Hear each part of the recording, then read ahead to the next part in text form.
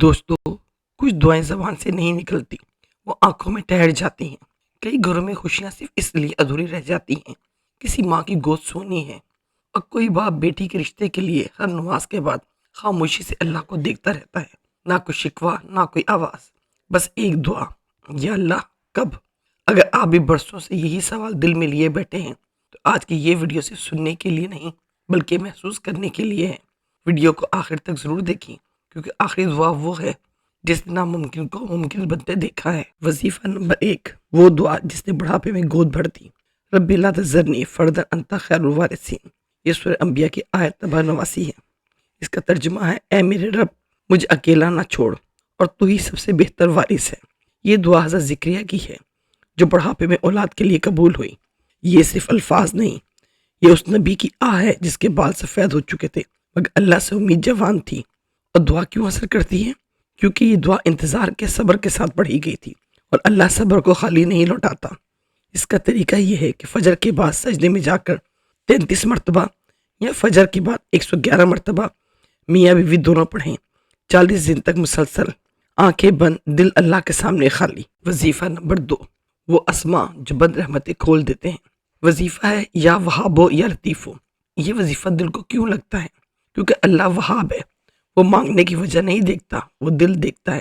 اس کا طریقہ ہے کہ رات سونے سے پہلے اندھیرے کمرے میں 101 مرتبہ تصور کریں کہ اللہ عطا کر رہا ہے۔ بچیوں کے رشتوں کے لیے کچھ بیٹیاں آئینے کے سامنے کھڑی ہو کر خود سے سوال کرتی ہیں: کیا مجھ میں کوئی کمی ہے؟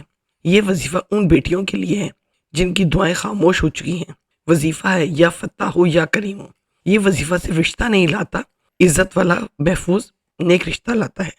اس کا طریقہ یہ ہے کہ مغرب کے بعد ماں یا خود بیٹی پڑھے 111 مرتبہ، آخر میں ہاتھ اٹھا کر صرف اتنا کہیں: یا اللہ، بہتر فیصلہ تیرا ہے۔ سورہ انفال کی آیت نمبر 63 ہے: وَأَلَّفَ بَيْنَ قُلُوبِهِمْ۔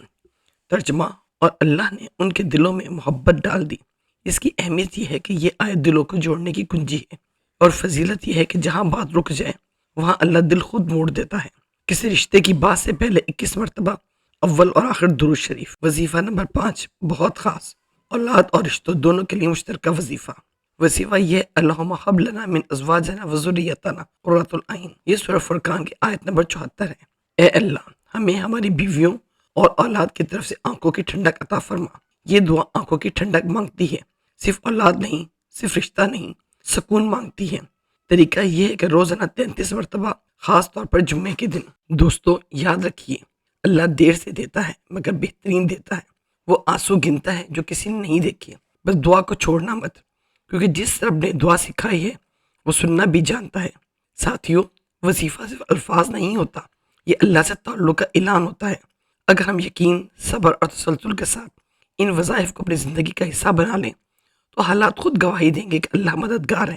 آج ہی نیت کریں، کل پر نہ چھوڑیں، کیونکہ دعا کا دروازہ ہمیشہ کھلا ہے۔ ویڈیو کو لائک کریں، اپنی پیاروں کے ساتھ شیئر کریں، اور چینل کو سبسکرائب کرنا نہ بھولیں، کیونکہ یہاں بات ہوتی ہے دل کی، روح کی اور رب کی، اور اللہ ہم سب کی دعاؤں کو قبول فرمائے۔